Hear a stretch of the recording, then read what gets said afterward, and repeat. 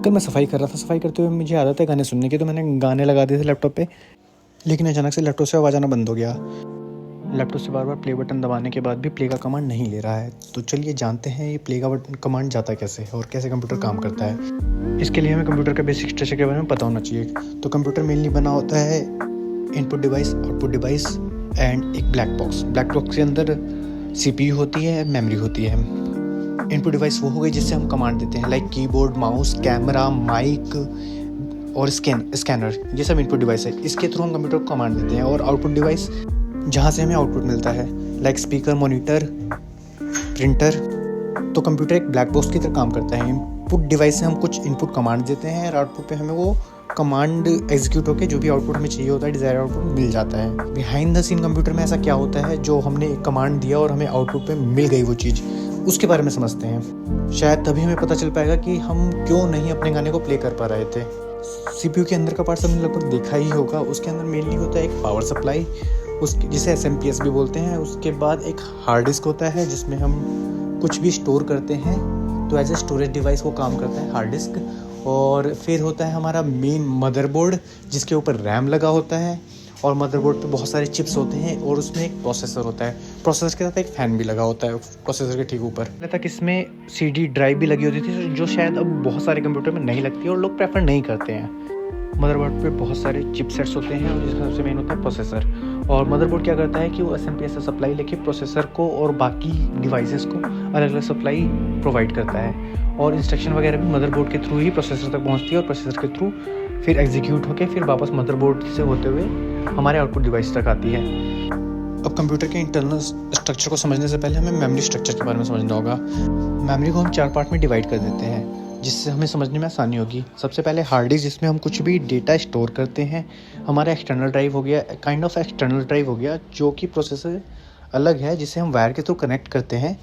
और कुछ भी हम सेव करते हैं तो इसी हार्ड डिस्क में सेव करते हैं।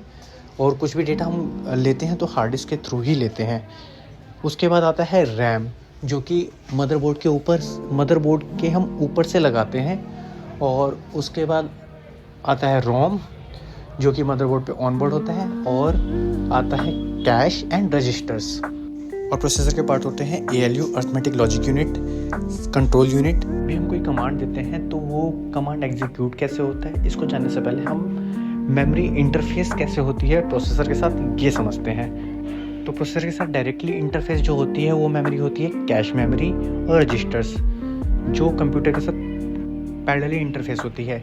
इसमें क्या होता है कि अगर कोई 64 बिट का प्रोसेसर है तो उसमें एक बार में 64 बिट डेटा प्रोसेसर के पास जाता है। तो अब आते हैं रैम और कैश मेमोरी कैसे इंटरफेस होती है। रैम और कैश मेमोरी भी पैरेलली इंटरफेस होती है, लेकिन रैम चूँकि ऑनबोर्ड नहीं है, उसे बाहर से लगाया जाता है, इसलिए यहाँ डाटा ट्रांसफ़र में थोड़ा लैग आ जाता है। ये है हार्ड डिस्क और रैम के बीच में इंटरफेस। तो हार्ड डिस्क और रैम पैरेलली कनेक्ट ना होकर सीरियली कनेक्ट होते हैं, क्योंकि तो सबसे ज़्यादा टाइम लगता है हार्ड डिस्क और रैम के बीच में डेटा ट्रांसफ़र को लेके। उससे थोड़ा कम टाइम, उससे थोड़ा नहीं बहुत ही ज़्यादा कम टाइम लगता है रैम और कैश मेमोरी के बीच में। और सबसे कम टाइम लगता है कैश और प्रोसेसर के बीच में। इसलिए कोई भी डेटा जिस पे काम होना है वो सबसे पहले हार्ड डिस्क से रैम तक जाता है, फिर रैम से वो कैश में जाता है और कैश के ऊपर जो प्रोसेसर है वो टास्क परफॉर्म करता है। तो जब भी हम कोई इनपुट डिवाइस से कोई कमांड देते हैं तो मदरबोर्ड की हेल्प से कंट्रोल यूनिट उसे फैच करता है। उसके बाद वो इंस्ट्रक्शन रजिस्टर में स्टोर होता है, वहाँ से कंट्रोल यूनिट उसे डिकोड करता है। डिकोड करने के बाद ये एग्जीक्यूट करता है ALU और कंट्रोल यूनिट। उसके बाद वो अगर लाइक हमने 2 इनपुट दिए, हमें एडिशन करना है किसी 2 इनपुट का A और B, तो A और B के डेटा को हार्ड डिस्क से लेके वो कैश मेमोरी में स्टोर करेगा। उसके बाद उसके ऊपर प्रोसेसर अपना जो भी टास्क है वो परफॉर्म करेगा और वो एक तीसरे रजिस्टर में सेव कर देगा। और फिर जब तक फिर इंस्ट्रक्शन साइकिल एक नया इंस्ट्रक्शन फैच करेगा।